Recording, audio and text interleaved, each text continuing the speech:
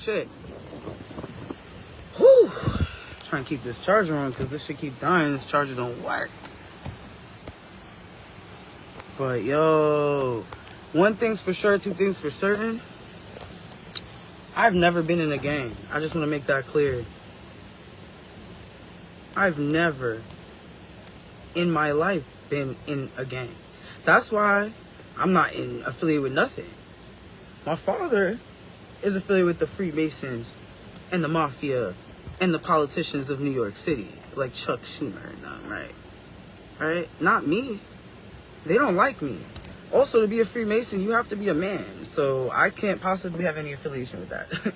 I'm not a man. So that's one. I'm not affiliated with any of them because they don't like me. You know what I mean? They hate my guts. And I'm a woman, so you can't even be in them type of positions as a woman. So that's not even the case on that end. As far as the other side of things, I'm obviously not in a gang. I've never been jumped into a gang. I've never been jumped into a gang. I'm not in any gang. I'm not affiliated with any gang at all. None. Just because I might know people who were in gangs, that has nothing to do with me. That's their life. I'm not in a gang. I've never been jumped in a gang. I don't rep no gang. I'm not in a gang. I never was in a gang. I never will be in a gang. So let's just get that out the way before people try to frame me as a criminal. I've never raped anyone. I've never drugged anyone or laced anyone. I've never tried to kidnap anyone. Definitely never tried to kidnap a child or anyone underage. I've never tried to sex traffic anyone, especially not minors. I've never been with minors ever in my life. Never want to, never would. Never killed anyone. Never been involved in the killing of anyone at all.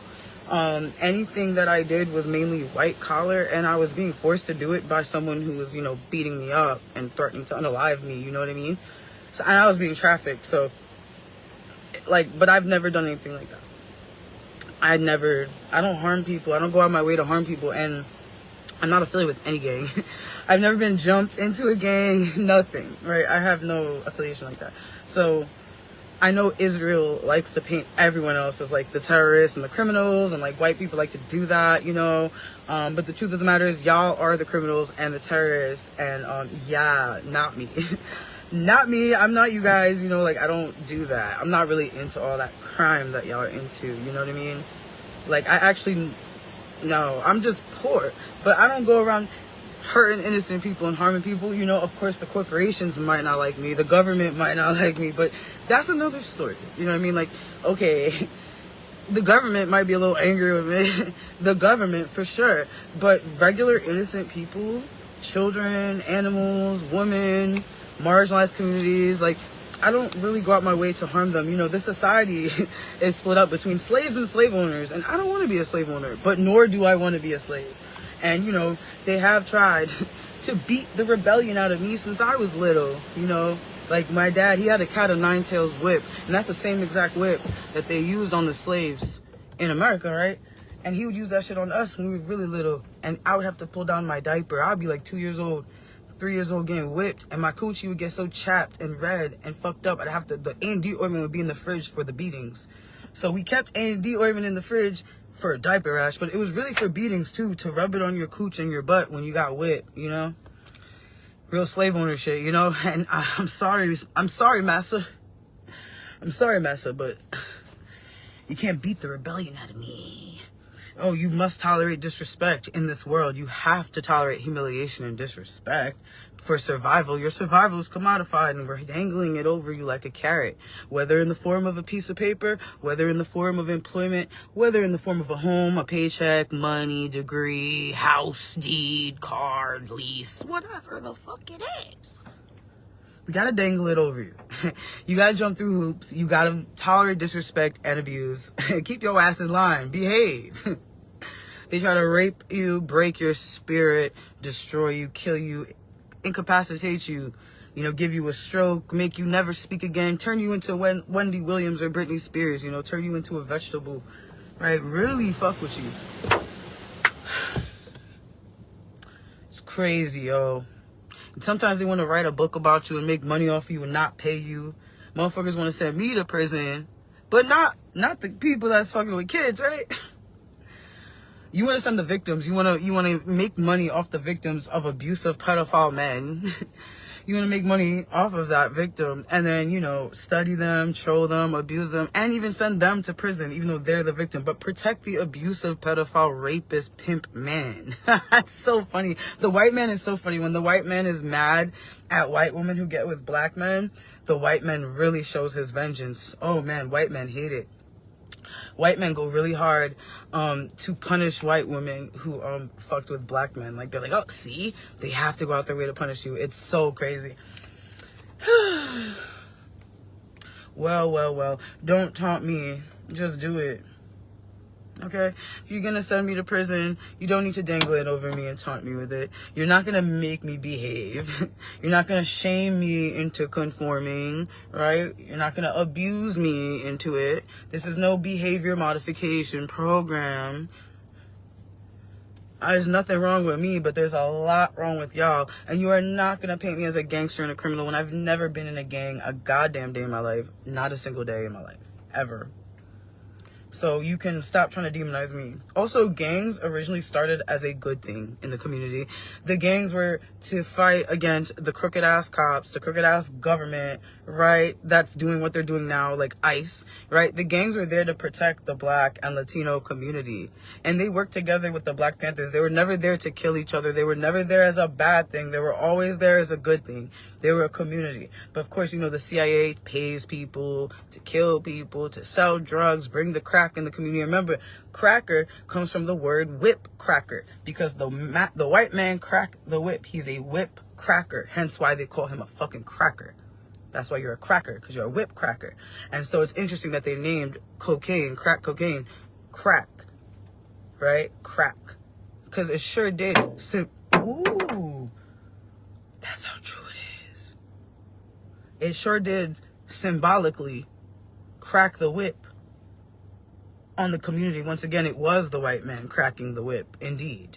So very good, interesting word to use to describe that drug, for sure.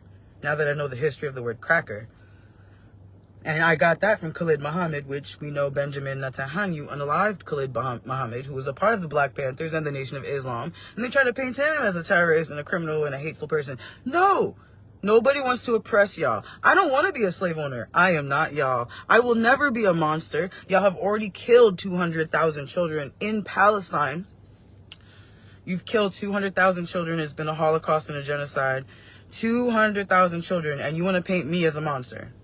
Y'all are literally killing kids for money. You're literally enslaving people. You're exploiting people for money. You're all really evil, but you want to paint me as the monster. And I've not killed a soul. I've never killed anyone. But you're painting me as the criminal when y'all literally kill and rape people. I would never rape or kill anyone. But y'all literally do it. You make money off of it and all that. Like, y'all make mad bread from just killing and raping kids and women and black people and Latino and indigenous people. You know, and like oppressing people. And it's a lot, you know. It's a lot. It's a whole lot. It's a whole lot.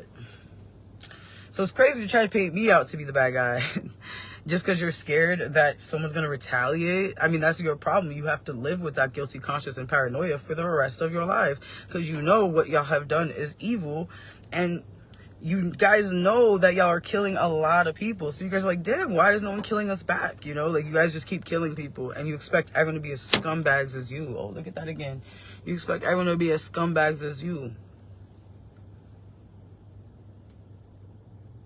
And kill people. You expect people to be just as bad as you. And granted, there are people who say, hey, if I can't beat them, join them. And they choose to join y'all for the money. And, you know, they just want money and they want to be free. They don't want to be oppressed anymore. So they sell out. You know, they take the deal, the Faustian bargain. I know. It's crazy. Because of the money. He was going to expose the pedophile international blackmail network and the, you know, the sex trafficking network that they have, and Epstein, the connection with Israel, IDF, and Epstein, and Netanyahu killed him, killed Khalid, killed Malcolm. Well, Netanyahu didn't kill Malcolm X, but Malcolm X was pro-Palestine, and Israel definitely got him out the way too. Malcolm X was also pro-Palestine, so it seems to be a common theme here, you know, like from 1948 to now. I'm seeing a very common denominator here, and the common denominator has been, well, Germany as well in some ways, America and Israel, you know, and their military industrial complex and their police and prison industrial complex. And this healthcare system, death care system, and the Department of Education, the CIA, the FBI, Homeland Security, the Department of Homeland Security. It's a lot going on, man.